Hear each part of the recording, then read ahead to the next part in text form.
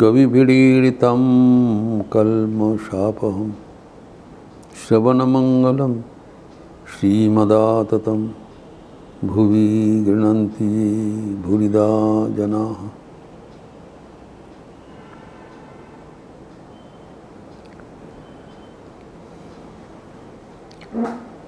निष्काम कर्म योग यानी सेवा योग का महत्व के बारे में चर्चा हो रहा था।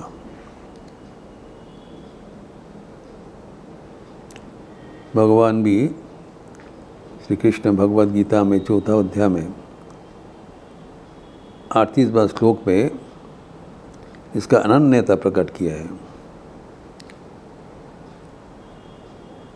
न ही ज्ञान सदृशम पवित्रम यह विद्यते, इनके जैसे पवित्र और कुछ नहीं होता है। क्यों? तत् स्वयं योग संसिद्ध कालेन आत्मनि विन्दति। कितने बड़ा संभावना दे दिया कि इस मार्ग अनुसरण करने से और किसी के पास ना जाने का ज़रूरत है और ना कुछ करना है, अपने आप को परमात्मा मिल जाएगा। तो स्वयं हम स्वयं चलकर परमात्मा से मिल लेंगे।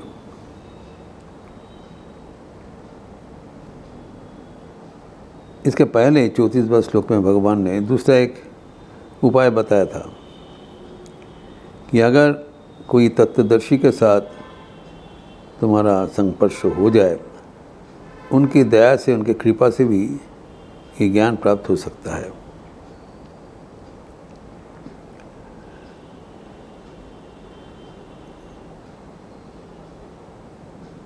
एवं श्रद्धा साकार अगर इसको अनुचरण किया जाए वो भी हो सकता है। वहाँ पर बताया तद्विधि प्रणिपाते न परिपृष्ठ, तीन साधन बताया। उस साधन से भी तत्वज्ञान हो सकता है। क्या बताया? तद्विधि प्रणिपाते न परिपृष्टेन शिवाया उपदेक्ष्यन्ति ते ज्ञानम ज्ञानिनस् तत्वदर्शिनः। जो पहुँचा हुआ व्यक्ति है, संत है, उनको प्रणिपात करने से, उनके साथ परिप्रश्न करने से एवं सेवा करने से वो ज्ञान आपसे आप मिल जाएगा, किसी को सहारा लेकर। लेकिन यहाँ पर एक दूसरा उपाय बताया कि अपने आप ये ज्ञान प्राप्त हो सकता है ना। वो तत्वदर्शी मिलना इतना आसान नहीं है। हमको कैसे पता चलेगा ये व्यक्ति तत्वदर्शी है कि नहीं? एवं हमारे भीतर उतना समर्पण का भाव रखना इतना आसान नहीं है कि एवं तत्वदर्शी को सेवा करने का भी, उनको दिया हुआ उपदेश पालन करना भी ज़रूरत है। तो ये एवं तत्व ज्ञान देने से तत्काल ज्ञान प्राप्ति होने का संभावना नहीं है, क्योंकि हमारे प्रस्तुति का ज़रूरत होता है। नहीं तो तत्काल सबको हो जाता है, वो उसको भी धीरे धीरे होगा। लेकिन यहाँ पर जो कहा गया है ये श्योर शॉट है, कालेन आत्मनि विन्दति। अगर इसको किया जाए तो अवश्य अनिवार्य रूप से हमारे परमात्मा के साथ अनुभूति हो जाएगा। एवं ये मेथड क्या बताया कि कर्मयोग वो कैसे होता है वो हम देख लिया। जब हम जो कर्म करते हैं वो संसार के लिए ही किया जाता है, इस मनोभाव से अगर कर्म करें, अपने लिए नहीं, सेवा रूप से, यज्ञ भावना से औरों के लिए किया जा रहा है, तब धीरे धीरे क्या होता है, संसार के साथ हमारा संपर्क छिन्न हो जाता है। मतलब संसार में रहते हुए संसार से निर्लिप्त हो जाते हैं। संसार से भगने का ज़रूरत नहीं है, लेकिन संसार से हमारा तादात्म्य नहीं रहता है। मैं संसार का हूँ, संसार मेरा है, इसी तादाद में नहीं होगा। संसार से हमारा कोई कामना नहीं रहेगा एवं संसार से हमारा कोई अपनापन नहीं होगा। संसार के है, संसार का कर्म हो रहा है, हम संसार से अलग है। तो संसार से ना कोई हमारा कामना है, ना कोई संसार हमारे लिए ज़रूरत है, और ना संसार के हमारा तादात्म्य है। इसी भावना अगर दिल में हो जाए तो संसार के साथ हमारा संपर्क छिन्न हो जाता है। संसार के साथ हमारा कोई संपर्क था नहीं, है नहीं, होगा भी नहीं, लेकिन ये एक हमारा अज्ञान है। परमात्मा के साथ अभिन्न रहते हुए भी हम अपने को संसार का मानता हूँ। जब ये अज्ञान हट जाता है तब अपने आप तत्वज्ञान स्फुरित होता है। तत्वज्ञान को आहरण करने की जरूरत नहीं है, अपने आप तत्वज्ञान को प्राप्त हो जाता है। ये समझने की बात है कि हम चाहते हैं हमारी मन बुद्धि से हम ज्ञान आहरण करेंगे, ये सब का भीतर है, हम ज्ञान प्राप्त करेंगे। ज्ञान कोई प्राप्तव्य विषय नहीं है। जो परमात्मा का ज्ञान है, जो चैतन्य मात्र है, उसको हम जानने के लिए अगर मन बुद्धि का सहारा ले। मन बुद्धि क्या होता है? जड़ है। तो जड़ के माध्यम से चैतन्य को कैसे परिमाप करेंगे? कॉन्ट्रडिक्शन ऑफ टर्म्स होता है कि जो चीज़ मन बुद्धि शरीर आदि सब जड़ है, ये हमारे कारण है, इससे हम साधन करते हैं। तो इससे हम संसार को जान सकते हैं, लेकिन परमात्मा को नहीं। तो जब संसार के साथ हमारा संपर्क छिन्न होगा, जब ये शरीर मन आदि भी हम अपना नहीं मानेंगे, तब जैसे संपर्क छिन्न होगा उसी परमात्मा के साथ हमारा जो अभिन्नता वो बराबर है, वो प्रकट हो जाएगा। संसार के लिए ही परमात्मा दिखाई नहीं पड़ता है, जैसे होगा इसीलिए कहा गया है। तब हमारे योग संसिद्ध हो जाएगा, योगारूढ़ बन जाएंगे। योगारूढ़ होने से क्या होता है, भी हम लोग चर्चा किया है कि जो उसमें हमारे और कोई जो इंद्रिया के जो इंद्रियां के साथ हमारा और कोई वासना का मना नहीं होता है। यदा ही नेन्द्रियार्थेषु, जब योगारूढ़ कब होता है? यदा ही नेन्द्रियार्थेषु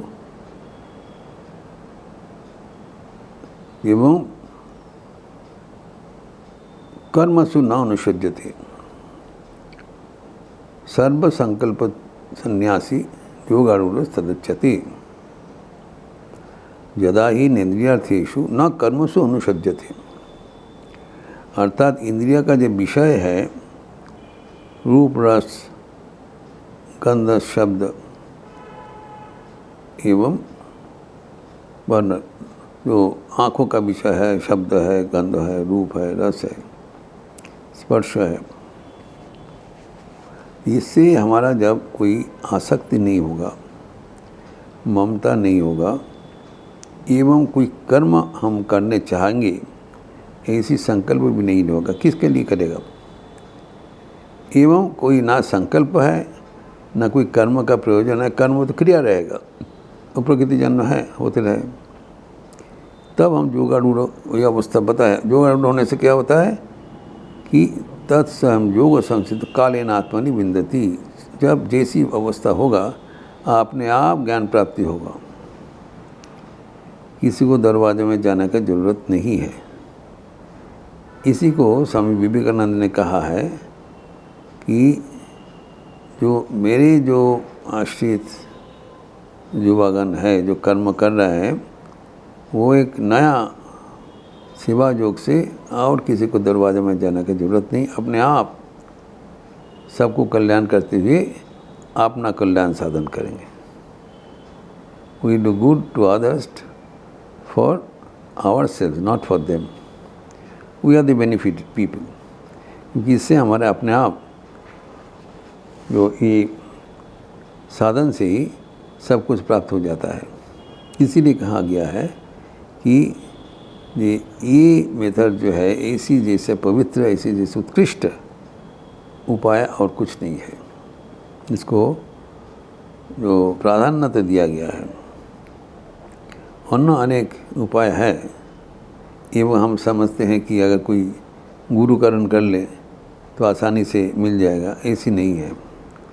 गुरु हमें दिशा निर्देश प्रदर्शन करते हैं, लेकिन चलना हमें करना पड़ेगा। हमें स्वयं का चलना है। गुरु पकड़ के हमें ढकेल के तत्वज्ञान नहीं देते हैं।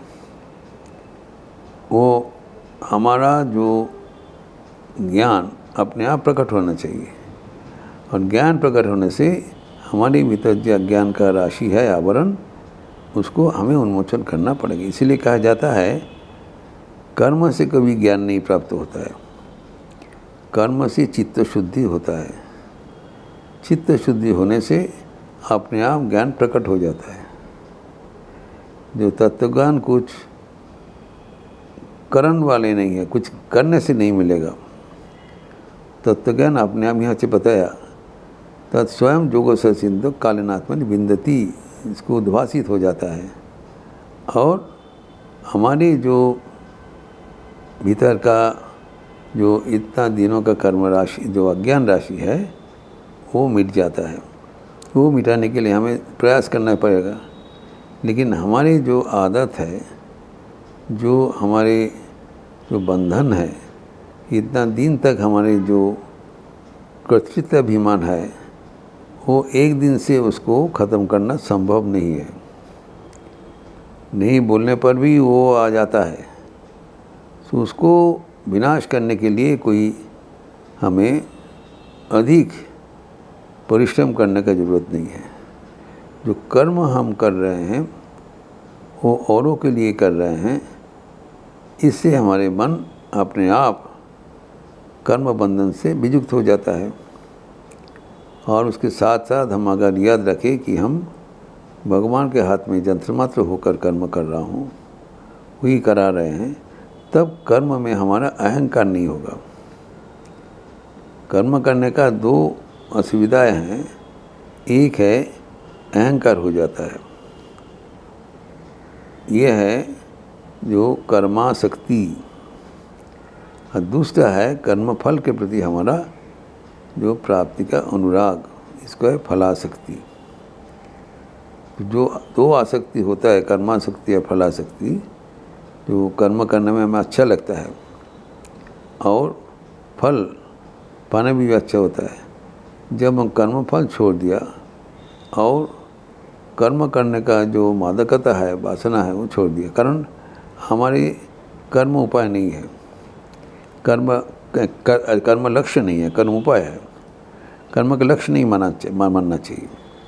कर्म हम करते रहे, बल्कि लक्ष्य है परमात्मा के साथ संयुक्ति, परमात्मा के साथ हमारा अभिन्नता का बोध। अभिन्न है, लेकिन वो जागरूकता नहीं है। वी आर नॉट अवेयर, हम कॉन्शियस नहीं है। We are one with the almighty.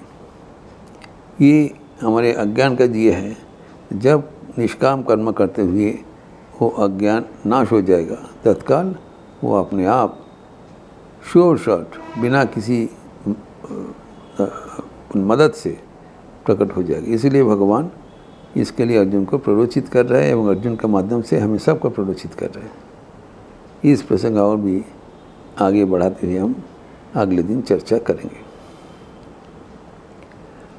Om Shanti शांति शांति। हरि ओम तत्सत्। श्री राम कृष्णार्पणमस्तु। आप लोग अच्छा रहिए, स्वस्थ रहिए, आनंद मिलेगी। नमस्कार।